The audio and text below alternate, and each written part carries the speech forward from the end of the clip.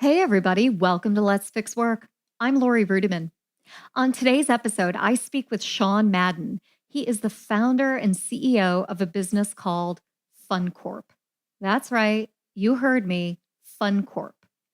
Now, I am suspicious of any corporation that hires anybody to come in and try to make me have fun. I will have fun in my own way and on my own time. Thank you very much.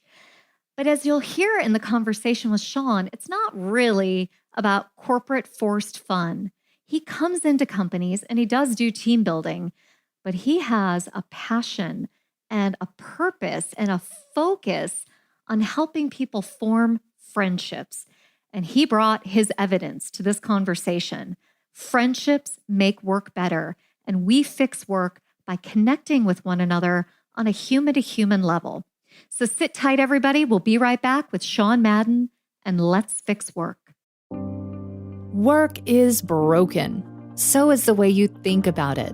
Host Lori Rudiman is breaking things down so you can put them back together and make work something you can enjoy. Let's fix work together. With the Let's Fix Work podcast, here's Lori. Hey, everybody, it's Lori Rudiman, and I'm here today with a new friend of Let's Fix Work. I'll introduce him, but he's probably got a better introduction than I do. How you doing, Mr. Shawn Madden? I am doing great. Thank you for having me. Yeah, you're welcome. You're welcome. So you and I met through a wonderful PR outreach. Like, it was really great. You've got a great team. But when you and I talked, we talked about who you are and what you're made of, and you're made of fun, and I am not. So right off the kind of a Debbie Downer, right? Like, people know this about me. So right off the bat, let's make sure we're at least in sync on one thing. This show is premised on the fact that work is broken. Do you agree that work is broken? And if you do, why? And if not, why not? I definitely agree. Work is broken because there's a stigma of having fun and friends in the workplace. They're dirty F words. And there's a number of reasons why. But if we can do one thing, it's maybe to put out the idea that the science on the benefits of having friends in the workplace is settled. There's no argument about it. The only issue is, do you feel comfortable in making that leap and actually bringing it into your company? So work is broken because people don't want to make that small, tiny, step to say, you know what, there isn't really need to be this big, giant difference between work and fun or work and friends. Even think about, social media. Social media, I've got Facebook, and Facebook is for my friends, and I've got LinkedIn, and LinkedIn is for my coworkers. Yeah, that's just arbitrary nonsense there. Yeah. So wait, let me ask you something before we go any further. Is it settled law that fun is science? Like, is it settled law that it's a good idea to have fun at work? It is settled law in many different ways. I mean, a famous Northwestern study, you've got two groups of people doing logic puzzles. One group watches 10 minutes of Robin Williams before they do it. They solve 20% more logic puzzles. And you'll see it again and again and again. So it's just one of these ideas, people know that, I don't know, let's say smoking is bad for you, but some people do it anyway. But if you do it and, you know what's going to happen. The science says that if you have friends in the workplace, all these other things that, maybe you even know better than most in terms of engagement, productivity, retention, all these things that HR people and companies are battling and pushing that rock up the hill every day, a lot of those things will start to melt away if you look at friendships. And friendships can be that one dial that you turn that actually turns all the other problems you're dealing with. But there's just this stigma. And, maybe you got burnt before. Maybe the boss, he had a friendship and it didn't work out and they had to fire the person. And it's, and everyone has at least one of those stories, right? But is that story a story of, I touched the hot stove, and so I'm never going to touch the stove again? Or is that story, I fell off my bike? Because you fall off your bike, you don't say, I'm never going to ride a bike ever again. But a lot of CEOs and a lot of businesses, they fall off the bike and it feels like they touch that stove and they say, friendships, we tried it once. We tried this friend building stuff. We're never doing it again because it's just work and it doesn't belong at work. And we'll have some fun. We'll throw out a ping pong table. We'll throw out a foosball table. And look, the fun is done. We did our part. So that's what we work on with companies, every day. So tell me a little bit more about that because you're right. I think there are many of us who have tried to be friends with people at work and it didn't work out, right? Yeah. And or we thought we were friends with somebody, and then horizontal envy and competition comes Yes. in the workforce, and then they Yes. stab us in the back. And then there is the reality TV culture that we live in where I'm not here to make friends. I'm here to make money, right? I'm here Yeah. to do other things. Friendship may be a byproduct, but it's not the point of work. And your work, your life's mission right now is to destigmatize all of that. You're really trying to get people to have more friends and more fun at work. So tell me how you're fixing work. What problems are you solving? I think the biggest impact we can have, we talk a lot about hitting the moon. This is a big idea, when they tried to, when JFK got up and said, hey, we're going to put a man on the moon in 10 years, they didn't worry about let's land somebody on the moon. They said, hey, the first 3 years they just shot rockets into the moon. And they said, then once we hit the moon with the rocket, we'll worry about, the food and the water and keeping those astronauts alive, in year 7 or 8 of our 10-year master plan. It's going to take a lot of time. There's a big stigma with fun and friends in the work. And some companies are better than others, but the stigma still exists. And so we're trying to hit the moon with the company party. We feel like that's the one spot every company feels there's almost this obligation. Well, we got to check off the box for the summer barbecue and the company Christmas party. And they kind of get stuck. We got an email yesterday from a law firm in Portland.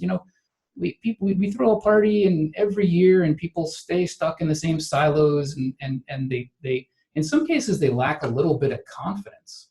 Yeah, I think The so. Yeah, that's a good confidence way to say it. comes from, hey, I don't want to push people too hard. I'm worried if they're going to even show up to the company party in the first place. So we're not going to have any organized activities or force them to do something. We're just going to say, show up if you want to. But secondly, they keep kind of falling back on, much like they fall back on the VR machine or the ping pong table, the foosball table, they kind of fall back on, dare I say, booze. They fall back on alcohol. Our way to build social connections in our office is to have an open bar, or even have an open bar at the fancy club, and not think about the simplest way to do it. They get so caught up in the perfect location and the perfect open bar.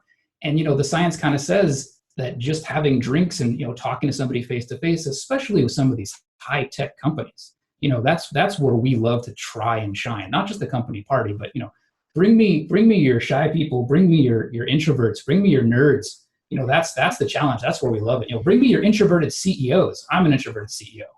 And that's very Statue of Liberty of you. I like that a yes, lot. the Bring them on reference. to Ellis Yeah. Island. That is your company party. Well, listen. Yeah. I love the analogy because you're right. I mean, anybody can throw a holiday party or a summer barbecue or a quarterly, get together, but most of them suck. And before we go Yes. any further, I'd like to maybe talk a little bit about why they suck, because I think you and I have some insight.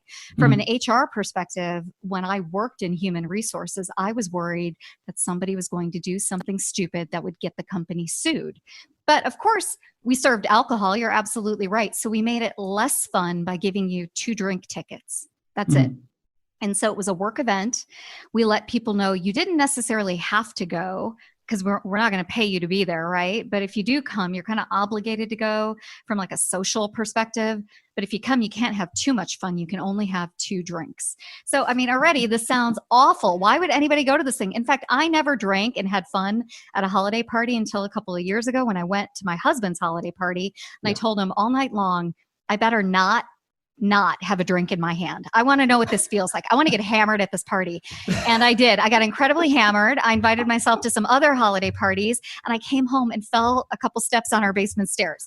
It was awful. It was just miserable. It was just ridiculous. So holiday parties for me suck as both an attendee and an HR person. Do you have any opinion as to why they stink? Hey, I'm Katie Van Horn. And I'm Jackie Clayton. We're your hosts of the Inclusive AF podcast, where we take on DEI, leadership, and HR without all the corporate fluff. That's right. We've got decades of experience, a lot of opinions, and zero tolerance for performative anything. Every week, we dig into what it really takes to build inclusive workplaces with honesty, strategy, and a few side eyes. We'll talk about the tough stuff, power dynamics, privilege, what's broken in the system, and how we can all do better.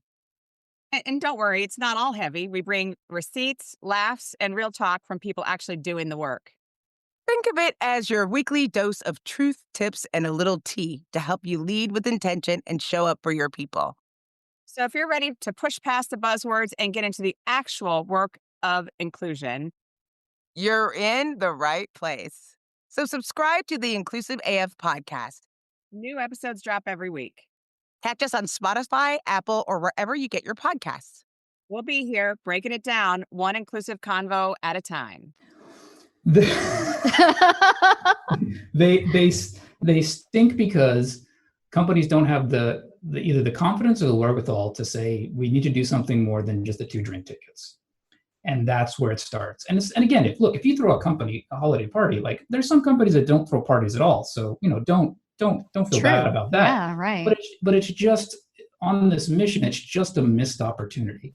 It's never what you do, it's who you do it with. And the suckier the what gets, the more important the who gets. And so the more your job is tougher, or you got a split shift like one of your previous guest talks about, and you got a high volume turnover, the more the who is important. And so if the who is that important, the boss always cares about the why. The boss, here's why we're doing this, here's our mission, here's our core values.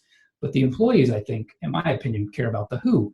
And if you've got that party, even if it's just once or twice a year, and your best foot forward is 2 drink tickets or an ice sculpture or a DJ or the cool club down the street. By the way, if you're actually serious about social connections and friend building, when you get to that club, you can't have a conversation with somebody anyway. The music is too loud and it's too noisy.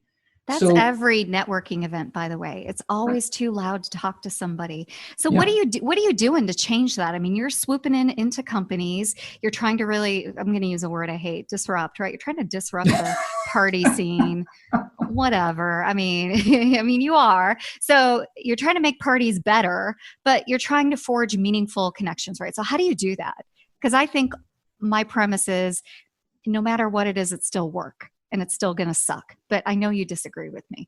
Totally, because they just haven't seen a different way. And the different way is letting us, come in, and what we love to do is love to throw, workplace Olympiads. We actually do karaoke Olympiads for Christmas time or for holiday parties. Come in, you split up the people at the party into new teams. You have some what we call cohesion switches, where the team is already starting to pick a team name or pick a team slogan. You take team pictures, you award them points for enacting goofy poses during the team picture. And then you have shared activities, not shared activities like in the office that are just sitting there, but just simple structured activities, nothing fancy. Like, we talk to people, oh, I love your ideas. Let's have a tug of war at our summer barbecue. Like, no, don't do the tug of war. Like, don't do the crazy obstacle courses, but like ping pong, giant Jenga, mini golf, stuff that a 20-year-old can play along with a 50-year-old. The thing we get all the time is we're a competitive office. We're not an athletic office. So there's simple ways that you can just set up shared activities, and you take the pressure off staring somebody face to face, and instead you're shoulder to shoulder, you're side by side. And by the way, you can then still have that drink in your hand or those 2 drinks in your hand, but you're actually just doing something better. And that takes the pressure off of the social situations when you've got the nerds and the introverts and the people who are already struggling with the social connections as it is. And you're actually creating then new experiences. You're all this talk about team building, you're literally forming new teams. You break the silos and you put people on these teams and you say, hey, we're playing for a trophy. And then we, of course, because we're a little bit nerdy ourselves, we put in a lot of small little science stuff on the side, and some people notice it and some people don't. We have a friend wheel. We do boss trivia with a soccer dartboard. We've got all that fun stuff too. But at the end of the day, it's about having a shared activity and taking the pressure off of the social situation. Makes the social situation easier and better. And then the booze is just something that goes along with it.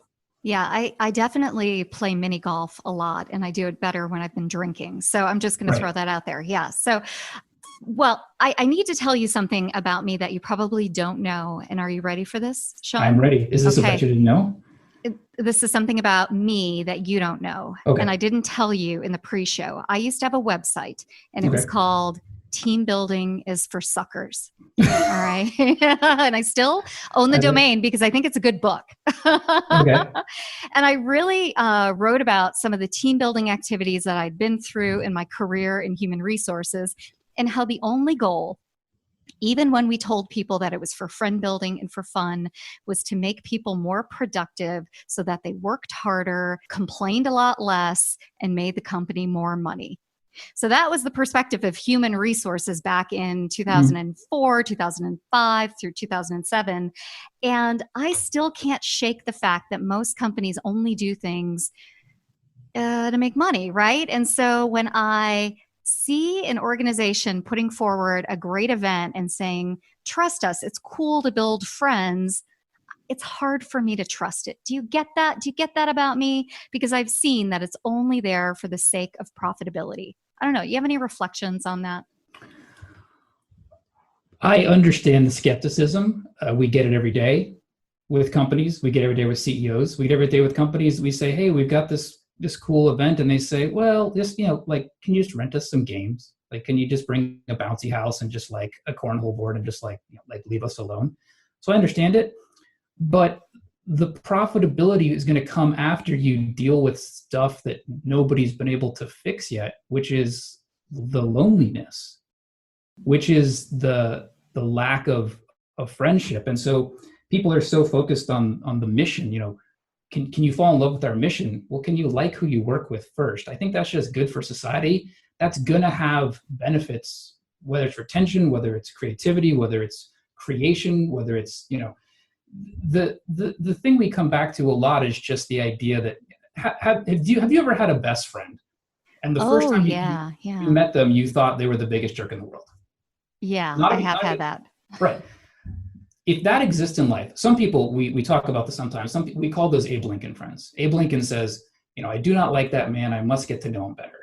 And so people's initial impressions are often wrong about lots of things, most certainly about people. And, sometimes you get conned by somebody, but most of the time, the human brain just forms quick impressions that are just often wrong. And so if you're working in an office, and the end goal is to make money, but if you want to have, true purpose in your work, people seldom do what they are, right? The boss does what he is, but most people don't. So the boss has these ideas in his head. This is why we're doing this. This is our mission. This is our purpose. This is our value. And he just needs to try and connect it. She needs to try and connect it with something that's not this big grandiose idea, but just, if you have the sniffles, are you going to go to work that day? And why are you going to go to work? Because the project is so valuable. When I had the sniffles in third grade and my mom said, you have the sniffles, do you want to go to school? I didn't say I'm going to go to school because I was going to play Oregon Trail on the Commodore 64 or learn cursive. I sucked at cursive. I said I was going to school because I miss my friends. And so if people are spending more time at work with coworkers than they are sometimes at home, money eventually will come out, but there's a larger purpose there, which is just friends make everything better. You're going to do more for a friend in a day than you are for a coworker in a month. And everybody who's listening to this right now, you could say, I'm going to find one Abe Lincoln friend in my office right now. And if everybody did that and found one person, the first person, that person I've met, I just got a bad feeling about them, the way they dress, the body cues, the human brain, where it's working. It's something about them rubbed me wrong. If you just said, for this month, forget the money, forget the KPIs, forget about the revenue goals and the core values mission statement. I'm just going to try and make one Abe Lincoln friend this month. I feel like your entire culture of your company would change. And if that means you make more money, great. I think more importantly, people are going to want to come to work, and you're going to hang on to people who are trying to jump from job to job every 2-3 years. And I think that's going to help you out a lot more than just simply making money. But it is that one switch. So I love all of that. Now I'm on your team. I'm like, oh, what was I thinking? Except I can't shake my cynicism, but I'm getting there, Shawn. I promise I'm there. I want to know how as a founder and a CEO, that you're fixing work. How do you know that what you're doing at Fun Corp is really making a difference? We get the stories back, and party has 3 parts, right? A party has the planning, get it on the calendar. Party has the actual fun of the event, and the party has kind of the afterglow or the memorialization. And what the memorialization can be, hey, we came up with great pictures. Hey, we've got this cool trophy. How long can the party live on? When you hear the stories about people who were kind of walking through the halls, keeping their head down, and after the company party, they're talking in the hallways. They're putting events on the company calendar. We ran a great, event for a high-tech company, 50, 60 people, not a huge company. 6 of the people that play guitar in a rock band, 6 different bands. They didn't know that. They literally did not know that they were all playing guitar. They're going to the company calendar, inviting other people. Hey, do you want to come to my show? I'll come to your show. That's simple stuff. It may not be easy. If it was so easy, they would have already known they were already in the bands. But that's what we love to do, and that's where the introverts, the engineers, the software engineers, people like that, it's not going to happen naturally, but it doesn't have to be hard. By the way, don't force it, right? Like don't force it, but it's not a huge stretch to just nudge that along and say, hey, keep an eye out for people who have these shared interests. Everyone's got that nudge talent. Like everybody had, there's all these superhero movies lately, right? Everyone's got, the Infinity Gauntlets. Everyone's got at least one superpower. It might not be a valuable superpower to beat the bad guys, but everybody's got at least one. And so instead of trying to shortcut the friendship process by going to all the super sad stuff, can you just find that nudge talent that somebody has in your organization? Hey, I play the guitar. Wait, you play the guitar? That's going to help your company culture. That's not that complicated.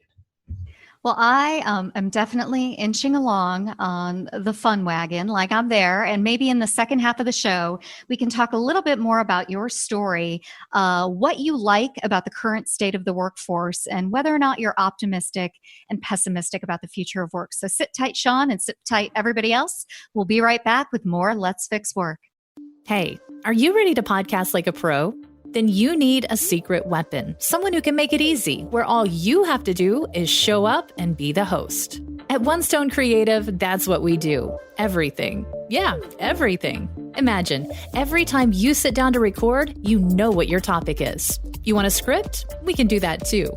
Then you record it, drop it in a folder, and that's it. Our team will take it from there. Production, show notes, uploads, blog posts, social media assets, swipe copy, like I said.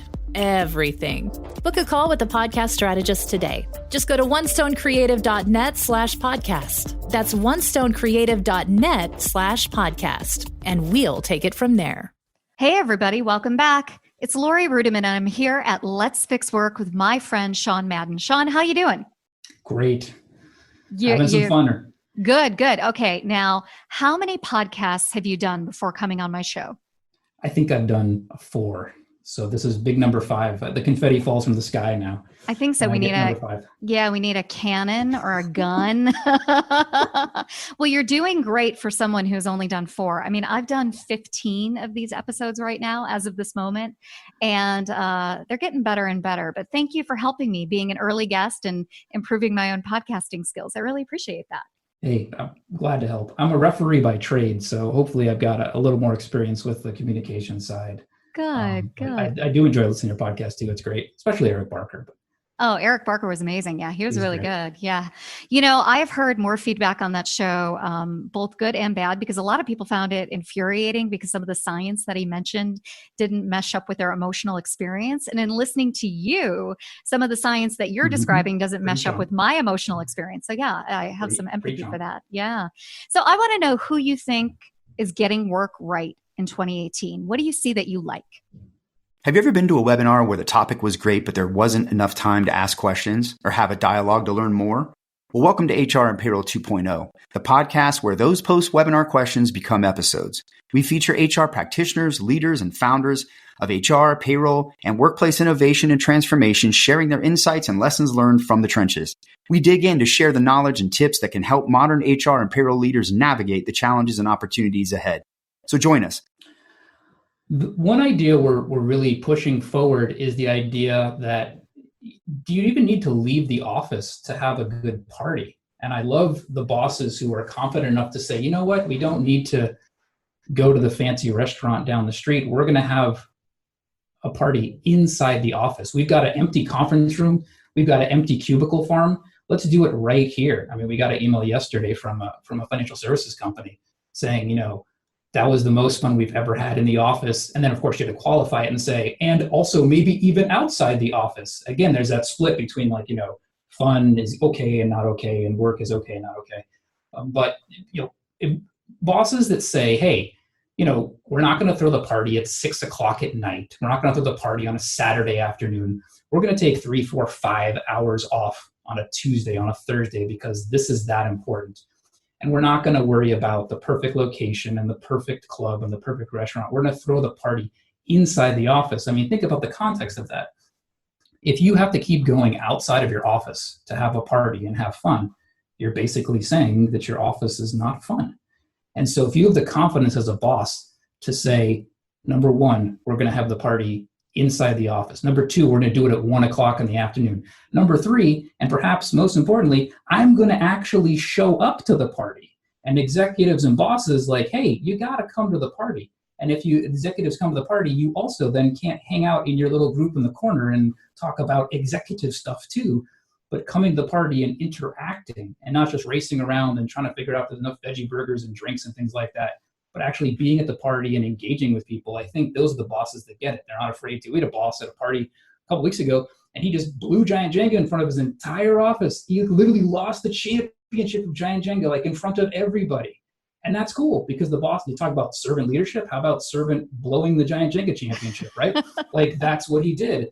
And, one of the first events we ever did, boss of the entire 200 telecom person team gets up and says, I want you guys to all make 5 new connections tonight, and then gets in his car and drives away. Oh my God. Yeah. And that kind of stuff happens frequently where it's like, again, like this is a team building thing. Maybe this is a networking thing, maybe, but I've got important, executive boss stuff to do. So right. For the riffraff. I mean, that's the delineation at so many of these company events. So one thing, there are 2 things I like about your structure of your company. One is that you're really doubling down on parties in the office. And number 2 is that this doesn't have to be a party that takes 6 months to plan. Because that's the other thing about a corporate party. So often you got to go through procurement and you just have to do a million steps. So I don't think people have time to throw big parties anymore. We're incredibly busy. So what's one simple activity and one number to measure that a company can start on tomorrow morning to know if this is going well? I mean, simple activity. I love to play highs, lows, bet you didn't knows. You just gave me a bet you didn't know with your terrifically awesome URL, which I definitely did not know about. Do you want to buy it? No, I'm just kidding. As long as it doesn't say friend building is for suckers, that's okay. But we love to say, we do it in presentations. We do all the time. We can do it now if you want. Yeah. So it's highs, lows, bet you didn't knows. You pick a context. So for you and I, we can pick the context of 2018. I'll start. So for this year, 2018, what's your high of the year, 2018? What's your low? And what's the one bet you didn't know? So my high of the year is I found I had a random half brother who's an amazing musician and rapper. My low of the year is the 7-year-old had a toothache and she had to have her teeth pulled, 7 weeks ago, a few days ago, and the crawling into bed at 3 a.m. with the toothache, kind of a low point. Bet you didn't know is, and I think we share this in common, that I'm writing a book on how to become a recreational referee. No, I had no idea. I think you're writing a book as well. So, okay, now it's your turn. Yeah. Now you go. All right. The high of 2018, a dear friend of mine just had a baby yesterday. And awesome. This is a baby that we've been looking forward to. So that's the high. The low is that I shuttered my startup and wrote about that publicly. So that was very difficult for me. And the bet you didn't know is that I never travel with my husband when he's working, even though he travels to cool places. And we're going to Ireland next week. And so I'm going to tag along and he's going to work during the day and I'm going to be a tourist. So there you go. Awesome. Yeah. And I happen to know, because you gave me a bet you didn't know, I happen to know the best tour guide in the entire country of Ireland. His name is Derek. And so I can try and hook you up with him. Oh, I love it. He just worked on the Star Wars set when they shot Star Wars there to the episode 8 or that cool green island that, everyone hated so much because, Luke Skywalker threw the lightsaber and all that stuff. So there's a bet you didn't know. The bet you Shawn, didn't know. You can't make me like fun. Stop it. He's so the bet you didn't know is kind of where the nudge talent comes in. It's kind of this idea of like everyone's got that nudge talent, that superpower, and it's a simple game. We were doing a presentation a couple weeks ago, and a lady gets up and says, in high school I was the poultry dressing and fitting champion, and the whole room like erupts, and I'm like, I don't even know what that means. I mean, I like, don't either. Yeah. All right. chickens but she's so proud of it, and that's kind of the thing, right?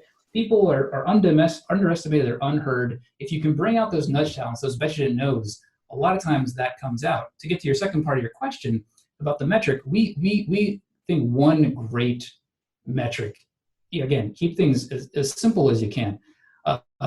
We call it a favorite convo, or how many, you have a throw party. We do this actually survey post event.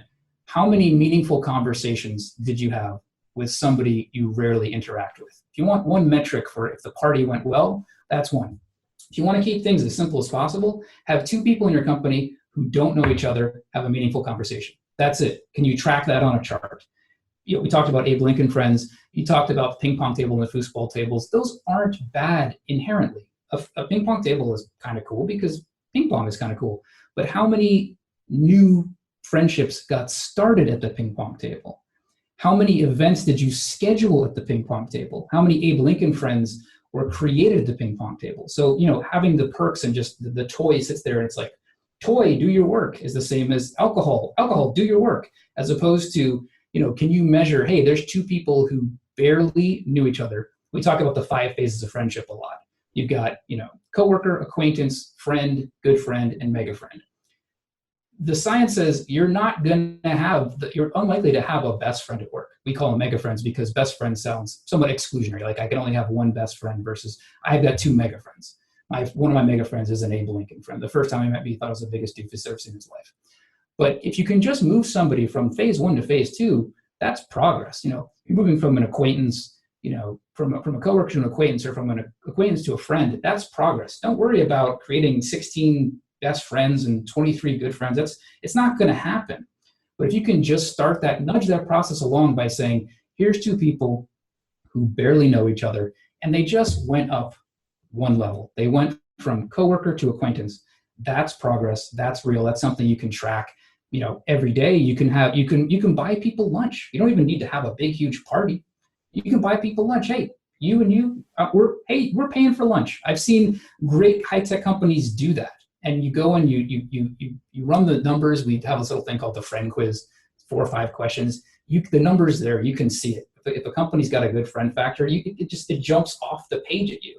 And not surprisingly, I talked to somebody, one of the executives of that company. How many good friends do you have? He says, I only have 6. I say, 6? 6 is huge. For work, 6 is enormous. And then not surprisingly, a year later, the company sells for millions of dollars. And so, yeah, there's your money again. But I don't think that's an accident. It's not an accident if it keeps happening over and over again. I love it. Again, you're making me want to have fun at work. It's killing me. It's killing me on the inside. Well, all right. 30 years from now, what do you hope people say about your impact on work in corporate America? So I was reading one of those goofy Adam Grant books, and they talk about the dude who was like, hey, I think you should wash your hands before you do medical things or help people with pregnancies. And everybody said, you're totally crazy. And I think he ended up in an insane asylum. I don't know, because of the hand washing thing or just because he was also maybe insane. And then 30 years later, somebody was like, there are these things called germs. And yeah, you should probably wash your hands if you're in a hospital. I hope that 30 years from now that people look back on friends at work and kind of juxtaposed against this idea of oh, people are so connected. Social media is kind of antisocial.